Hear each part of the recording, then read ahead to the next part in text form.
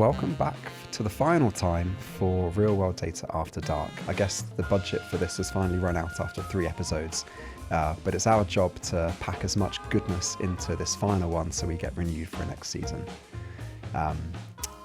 So my name is Daniel Chancellor. I'm VP of Thought Leadership at Norstella. I'm going to be the host, your chat show host for today.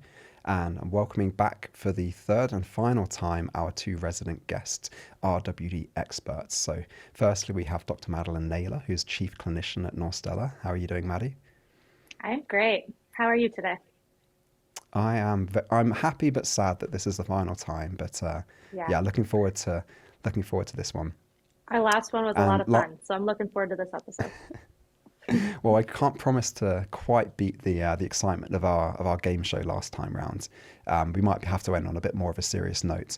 But yeah, I'm gonna welcome back Lance Wolkenbrod, who is Senior Principal of RWD Solutions at Norstella. How are you, Lance? I'm doing well. I mean, I think we probably have to have a season 2 just so that Maddie can beat me in a game and maybe get bragging rights back. But if we end on season 1, then I win. I'm happy with that. Well, we'll roll back the tapes. I'm not quite sure we had a winner or a loser last time round. We'll have to check back. But yeah, on a more serious, let's recap what we've spoken about so far. So first time round, we had a bit of a getting to know you. We talked a bit about your roles and a little bit about your outside of work lives. Most recently, we ended up with a bit of a competitive game show, speaking about what we're doing with our RWD at Norstella. The goal for this third and final is to focus on the real world impact of real world data. So we want to talk about actual projects that we are doing with our clients and the tangible results that's resulting in terms of them getting access for patients to new therapies. Maddie, my first question is to you, because I know you've been working very closely with a client that specializes in the multiple myeloma space. Could you start by just talking a little bit more about this project and what the goals were? Yeah, absolutely. So with our RWD data, I know we talked about RWD and EMR last episode, but just to reorient on what we have in our ecosystem and how we use that to support our clients. So in our RWD data, we have open claims, closed claims, EMR data, SDOH data, mortality data, and lab data. That all integrates, is linked and tokenized into 74 billion data points. Why that's so key when we're talking about how we are supporting our clients and for impactful projects with our clients, because now we have all of this data where we can really track at different points of their clinical journey and different clinical time points, can fully track the patient, but we can also find patients at different times of where they are in their journey. So in this project, we were able to develop over 13 clinical profiles. We looked at from a newly diagnosed perspective, so finding patients who are going to be newly diagnosed and finding them very quickly to help inform treatment decisions, to help get them on treatment very quickly. We also looked for patients who were relapsed or refractory, so who have been diagnosed, who have been treated, and then are relapsing, so we can get them to the right therapy that based on their clinical profile, based on their cytogenetic markers, what's going to be that right drug or therapy of choice for them that's really going to help them and treat them.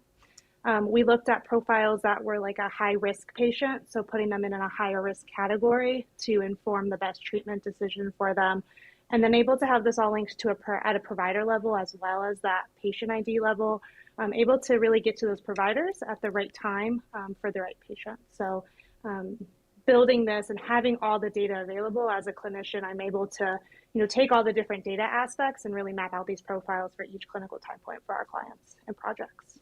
Great. I mean, if this was easy, it probably would have been done before. So it sounds like you're really breaking new ground. Turning the question over to Lance, what were the challenges in kind of revolutionizing how this particular client was looking at these patients? The interesting part is like they've been working on that project for a number of years right there. And they use just your traditional claims level data to tell them what happened. A patient, especially within multiple myeloma, there's multiple lines of therapy they go through, monotherapies, combo therapies, etc. Yeah. When we're able to couple in the EMR, we're understanding why did that happen. So we're able to stratify patient populations there. And I think what was different was it's not about the amount of data that you have right there. It's about the value of the data we have. So when we're understanding within our EMR data, the physician notes right there, we're able to understand why did that patient change treatment right there? What was the discontinuation reason? Historically in claims, they understood a patient line 1, line 2, line 3, et cetera right there. But what were the factors that physician decided to change given therapy? Was there any toxicity? Was there drug holidays and stuff like that? Because we were able to bring in the EMR data and look at the physician notes, and we had the clinical expertise of someone like Dr. Naylor, we're able to understand the why did it happen. We understand the what, but what we're able to understand is now the why. And when elaborated to like the 13 different like profiles we have, we are able to understand all of the different reasons for that.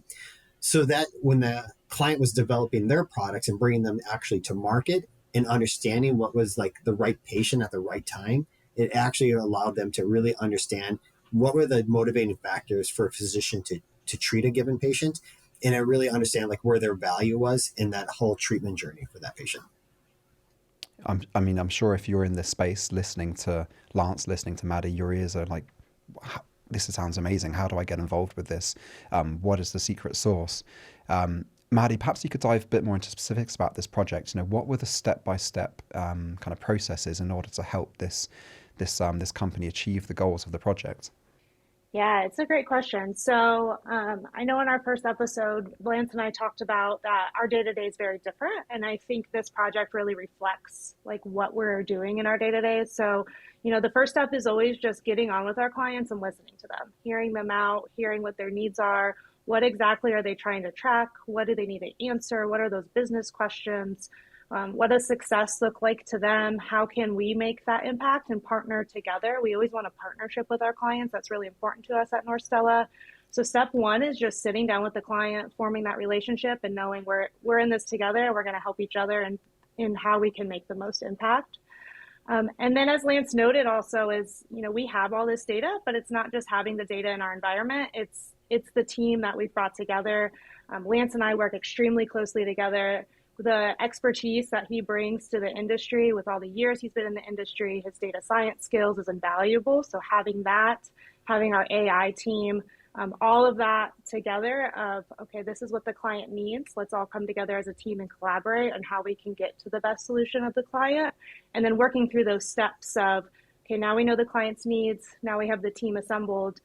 How can we use our data, which we have all this data again in our ecosystem. How can we translate all that data into getting a valuable solution for the client? So when all of that comes together very well, then we hear these stories about the impact and all we're doing at the ground level to really change these patients' lives. And Lance, would you add anything in terms of the steps purely from the data science point of view? I mean, Maddie's spoken in very good, generalities around like the work, how the project would work and how we'd engage with our clients. But I suppose some of our clients will be very technical. I'm sure they're eager to hear the details of what of our RWD. Yeah, I mean, I think with any good science, there's hypotheses of the what's and the whys right there, right?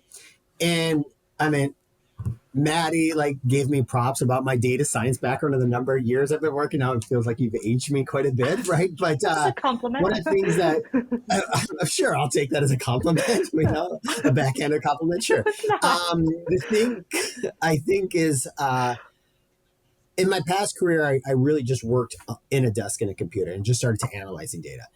The ability to work with someone like Dr. Naylor, actually, we can have these types of discussions right there where there's those hypotheses and clients will always have questions, right? They'll always why did this happen? Why did it happen? Clients aren't getting on the calls with us, or I'm not working with clients because I'm charming or anything of that nature, right? They have certain types of questions and potential needs that they have. And it's about having those discussions. And what is really exciting is when you get to those relationships where it's not about a client relationship, it's about a partnership relationship right there. So I think some of the things that's exciting is when our clients are actually coming to us proactively and saying hey, I'm having this type of challenge. Is this something you can help with, right? Yeah. And it's just can we? And I think that's got back to the first discussion has what is our day-to-day? I would say I write down each day, what are the steps, what are the meetings I have? Half of those probably get done right there because everything's a little bit different there, right? So it's a little bit of those interactive processes right there. But I think what's what's changing right here is data can be a commodity right there. Right. I'll just say that right there. I think when we're bringing in kind of like our integrated data sets, it makes it a little bit unique right there. We're able to not only mine the data, but understanding the reasons behind that level of data there. And so I think that those are kind of like things that are a little bit different there. And when we work on the projects where, like Maddie said, like this is a large client, right? They have had to do this types of things numerous times. Like budget to them is not the actual concern. It's the result that is the actual concern. And the way that we're able actually to partner with them and understanding that is exciting right there. So I think those types of like engagements right there are what makes each day like super exciting to come in and sit down and get to work. I mean, you mentioning results, and we're like, well, I want to touch on real world impact of real world data, without, I suppose, disclosing the client necessarily. What were the outcomes of the work that you've been doing with them, Maddie? Yeah, so they translated to over 800 new patient starts on their drug. So when you really think about that in the time period that we were working with them, to think of 800 new patients, either a newly diagnosed patient or a patient got an appropriate therapy of a switched therapy that was going to be more targeted and really help the patient. When you think of 800 patients and one deliverable that we've reached, I mean, that's pretty incredible to think about that impact. I mean, that's 800 patients that got to a therapy on time. That's 800 patients that got to the correct therapy on time. So, like I said, I came from patient care. My day-to-days were working with patients, we're interacting with patients, and I miss that very much. So there's days where, I'm behind my computer, I'm integrating in data, I'm reading patient notes. But to have a client to call us and tell us, thank you, this is the most impactful thing, and that your data reached over 800 patients and that one deliverable, and we support them across multiple deliverables. I mean, it's actually pretty mind-blowing to hear, and it's really fulfilling to hear that.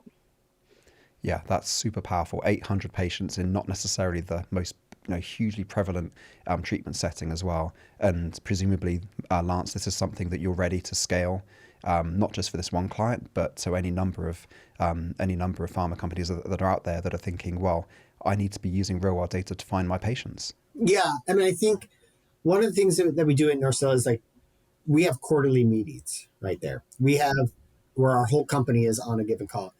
Each of those meetings, we either have a patient services representative or actually a pharma client come on and discuss like what some of the projects we work on.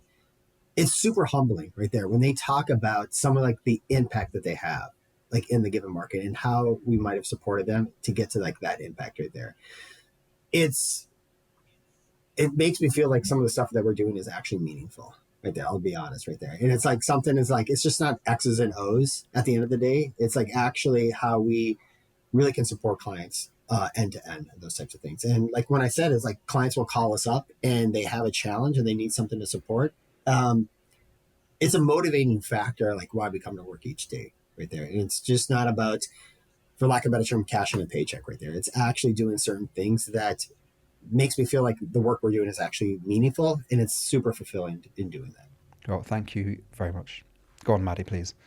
I would say when you asked me about my son in the first reason I light up when I talk about him, and especially when we talk about him with work, I mean, when he tells his teachers that my mom works for the pharmaceutical industries and saves a lot of lives every day, I mean, his little face just lights up. And so makes me proud to know that he sees that, he's experiencing that, and that we are really making an impact on the ground level for these patients and forming those partnerships with our clients every day and forming great working relationships with the team that we formed here at Norstella as well. Absolutely. Well, hopefully I feel like not hopefully, we definitely have fulfilled the objective of turning what were pretty light-hearted conversations in the first couple of episodes into something a bit more serious and touching and meaningful today. So yeah, thank you very much, Maddie and Lance, for your insights. We've certainly had a lot of fun on our side recording these. I hope that really has translated over to you and the audience that are watching. Any final words for our audience, guys? Hit that subscribe button so we come back for season 2. That's all I gotta say. That's my goal. I have to beat Lance. So great that we both were winners in season 1, but season 2 coming back for that title, Lance. Fight and talk. Okay, well, fingers crossed we do have that next time. If you are watching, your feedback is really important to us, and it will go a long way to make sure we can kind of bring this format back to you again. And until that time, you've been watching Real World Data After Dark. Thank you and good night.